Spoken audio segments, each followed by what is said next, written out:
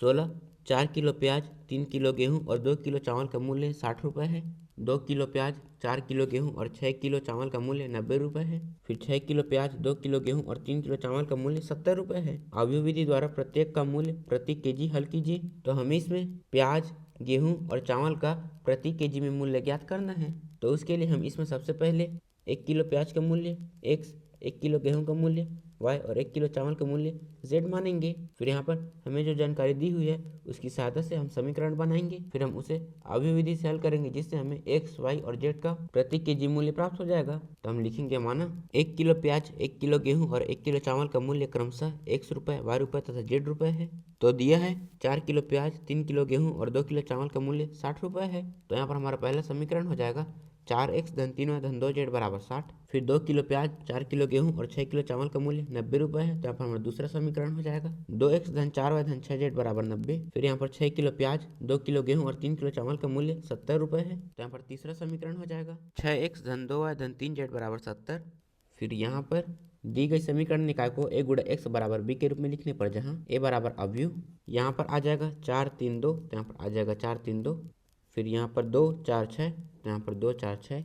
फिर यहाँ पर 6 2 3, तो यहाँ पर आ जाएगा 6 2 3। फिर x बराबर ये हो जाएगा x y z, तो यहाँ पर आ जाएगा x y z। फिर b बराबर वो हो जाएगा 60 90 70, तो यहाँ पर आ जाएगा 60 90 70। हमें इसमें इसका मान ज्ञात करना है और यहाँ पर a गुणा x बराबर b है।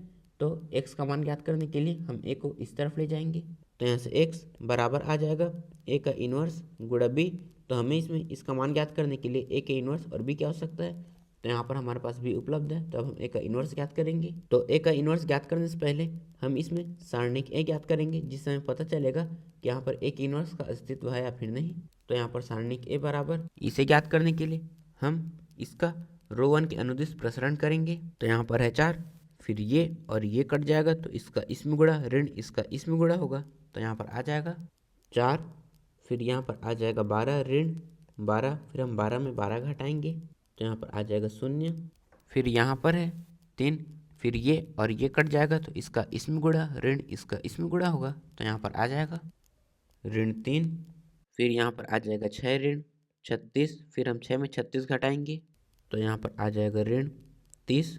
फिर यहाँ पर है 2, फिर ये और ये कट जाएगा, तो इसका इसमें गुणा ऋण इसका इसमें गुणा होगा। तो यहाँ पर आ जाएगा 2, यहाँ पर आ जाएगा 4 ऋण 24, फिर हम 4 में 24 घटाएंगे, तो यहाँ पर आ जाएगा ऋण 20।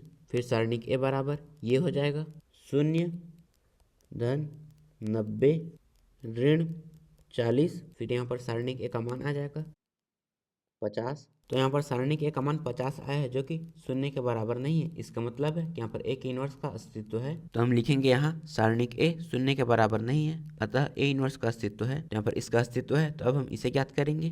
तो ए के इनवर्स का सूत्र होता है 1 सारणिक ए गुणा एडजॉइंट ए। तो यहाँ पर हमने इसे ज्ञात कर लिया, तो अब हम इसे ही ज्ञात करेंगे। तो एडजॉइंट ए ज्ञात करने के लिए हम अवयव ए में उपस्थित प्रत्येक अवयव का सहखंड ज्ञात करेंगे, मतलब हम इनका मान ज्ञात करेंगे। तो यहाँ पर ये हो जाएगा 0 30 ऋण 20, तो यहाँ पर ये हो जाएगा ऋण 5 0 10, फिर ये हो जाएगा 10 ऋण 20 10। तो यहाँ पर हमने अवयव ए में उपस्थित प्रत्येक अवयव का सहखंड ज्ञात कर लिया। तो अब हम एडजॉइंट ए ज्ञात करेंगे, जो होता है एडजॉइंट ए बराबर अवयव a11 a12 a13 a21 a22 a23 a31 a32 a33 का परिवर्त, जैसे एडजॉइंट ए बराबर अवयव का परिवर्त। फिर हम यहाँ पर इनका मान रखेंगे, जो है ये, तो यहाँ पर आ जाएगा 0 30 ऋण 20। फिर यहाँ पर इनका मान रखेंगे, जो है ये, तो यहाँ पर आ जाएगा ऋण 5 0 10। फिर यहाँ पर इनका मान रखेंगे, जो ये, यहाँ पर आ जाएगा 10 ऋण 20 10। तो अब हम इसका परिवर्त ज्ञात करेंगे, यहाँ से एडजॉइंट ए बराबर अवयव। तो उसके लिए हम इसे इस तरह लिखेंगे, तो यहाँ पर 0 30 ऋण 20, फिर इसे इस तरह, तो यहाँ पर ऋण 5 0 10, फिर इसे इस तरह, तो यहाँ पर 10 ऋण 20 10। फिर यहाँ पर हमने सारणिक ए ज्ञात कर लिया और एडजॉइंट ए ज्ञात कर लिया। तो अब हम ए का इनवर्स ज्ञात करेंगे, जिसका सूत्र होता है 1 सारणिक ए गुणा एडजॉइंट ए। तो यहाँ से ए का इनवर्स बराबर हम यहाँ पर इसका मान रखेंगे, जो है ये, तो यहाँ पर आ जाएगा 1/50।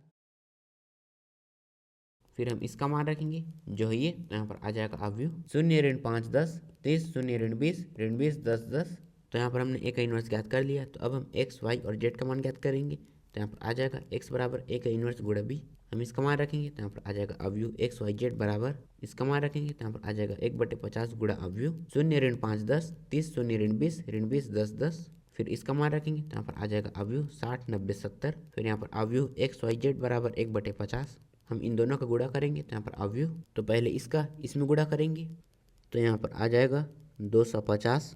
फिर इसका इसमें गुणा करेंगे तो यहाँ पर आ जाएगा 400। फिर इसका इसमें गुणा करेंगे तो यहाँ पर आ जाएगा 400। फिर यहाँ पर हम इसका इसमें गुणा करेंगे तो यहाँ पर आ जाएगा अवयव XYZ बराबर अवयव, तो पहले इसका इसमें गुणा होगा तो यहाँ पर आ जाएगा 250/50। फिर इससे यह कट जाएगा, फिर 5 एकम 5, 5 पंचे 25, तो यहाँ पर इसका मान आया है 5, तो यहाँ पर हम लिखेंगे 5। फिर इसका इसमें गुणा करेंगे तो यहाँ पर आ जाएगा 400/50। फिर इससे ये कट जाएगा, फिर 5 एकम 5, 5 अट्ठे 40, तो यहाँ पर इसका मान आ जाएगा 8, तो यहाँ पर हम लिखेंगे 8। फिर इसका इसमें गुणा करेंगे तो यहाँ पर आ जाएगा 8। तो यहाँ पर ये दोनों बराबर हैं, तो तुलना करने पर x इसके बराबर होगा, y इसके और z इसके बराबर होगा। मतलब x का मान हो जाएगा 5, y का मान हो जाएगा 8 और z का मान हो जाएगा 8। तो हम लिखेंगे तुलना करने पर x बराबर 5, y बराबर 8 और z बराबर 8। तो इसका मतलब है कि प्रति केजी प्याज का मूल्य 5 रुपये, गेहूँ का मूल्य 8 रुपये और चावल का मूल्य 8 रुपये है। तो हम लिखेंगे अतः प्याज का मूल्य प्रति केजी बराबर 5 रुपये, गेहूं का मूल्य प्रति केजी बराबर 8 रुपये, चावल का मूल्य प्रति केजी बराबर 8 रुपये। तो यहाँ पर हमने प्याज, गेहूं और चावल का मूल्य प्रति केजी में ज्ञात कर लिया है। और यहाँ पर प्याज का मूल्य प्रति केजी 5 रुपये है, गेहूं का मूल्य प्रति केजी 8 रुपये और चावल का मूल्य प्रति केजी 8 रुपये है।